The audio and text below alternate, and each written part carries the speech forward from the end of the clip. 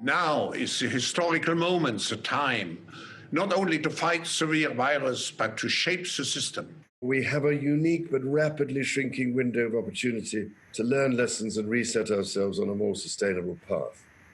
It is an opportunity we have never had before and may never have again. So we must use all the levers we have at our disposal, knowing that each and every one of us has a vital role to play. Now is the time to think what history would say about this crisis. And now is the time for all of us to define our own role. What is it that would make it so that history would look at this crisis as the great opportunity for reset?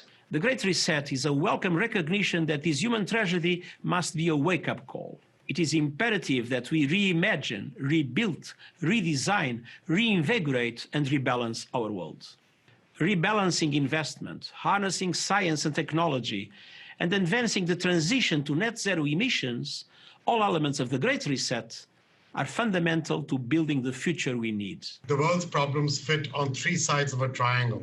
It's one versus many, man versus nature, and the unfortunate foundation is long-term versus short-term. We had already income inequality that was fueling income, race, gender inequality. We have a climate emergency, which we can't walk away from. There's no doubt that the very survival of the human race requires us to act. Any recovery stimulus should have green conditions attached to it. Energy prices should reflect real costs. You need private sector capital, private sector ingenuity, private sector technology, and private sector capabilities to come to the party. You need enormous trust between the private sector and the public sector for this to actually work. We have to change our economies dramatically in the next 20 or 30 years, and the next 10 years is absolutely decisive. The recovery has to be greener than any of the previous recoveries.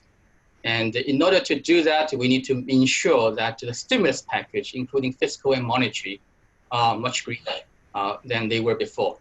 So we cannot waste this opportunity to ensure that the very precious money that's raised from the next generation is spent on green and low carbon.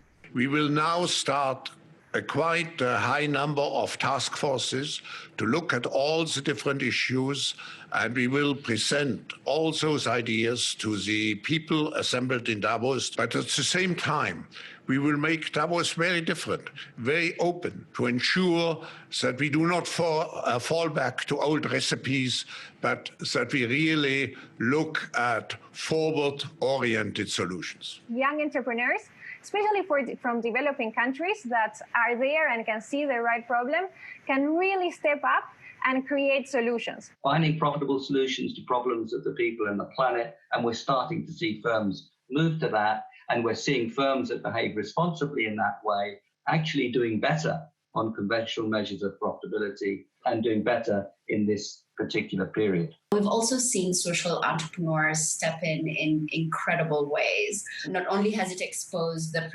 precarious reality, but then it has also exposed the opportunity to recenter the reset around the most vulnerable and those on the edge, where it only takes something like a pandemic or difficult circumstances to slide into poverty. And then we need to couple that with new initiatives to equip more people with the digital skills they'll need, not just to have a tech job, but a job that is increasingly tech-enabled in almost every part of the economy. If we can empower consumers with all of this, I think we unleash this next generation to have a much broader impact more quickly. We can never again allow our health, education, care systems to be underfunded. We need our imagination here. Possible is being redefined each and every day right now. So the next time someone tells us that tackling climate change is either too costly